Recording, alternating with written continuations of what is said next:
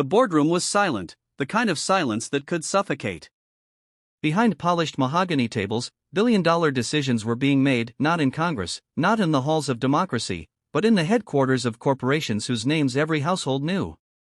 It wasn't politicians who held the future of ordinary families in their hands, it was CEOs and shareholders.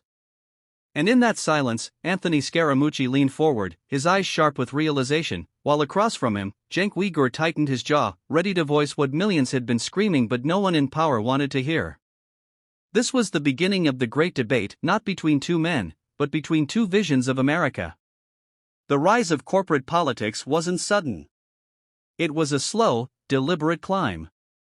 Decades of lobbying, billions of dollars funneled into campaigns, laws written not by representatives of the people but by lawyers in glass towers. The dream of democracy had shifted, and the faces of power were no longer the ones citizens elected, but the ones shareholders rewarded. Anthony had once been a part of that machine. He knew how campaign donations worked like golden keys, unlocking influence. He had seen how boardrooms whispered louder than the voices of voters. But he also carried the weight of conscience, an uncomfortable truth that maybe the system he once defended wasn't working for everyone.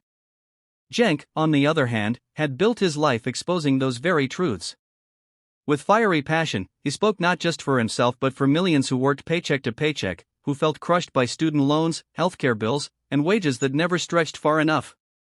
He was relentless, uncompromising, unwilling to let corporate money drown out the cries of the people. When the two men crossed paths on a televised debate, sparks flew.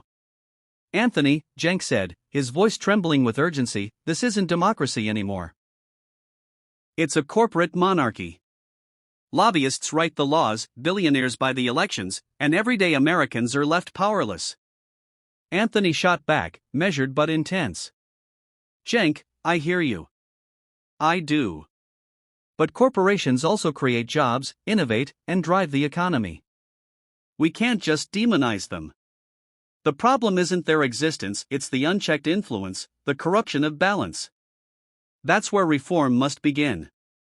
The debate spilled beyond the stage.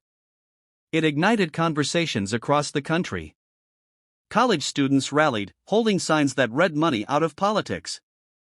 Factory workers, long ignored, gathered in town halls demanding fair wages and healthcare.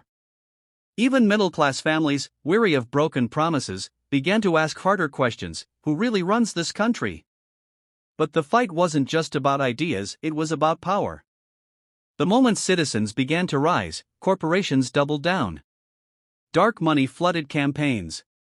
Ads twisted the truth. Politicians bought loyalty, and activists were smeared. Cenk found himself under constant attack, branded a radical, accused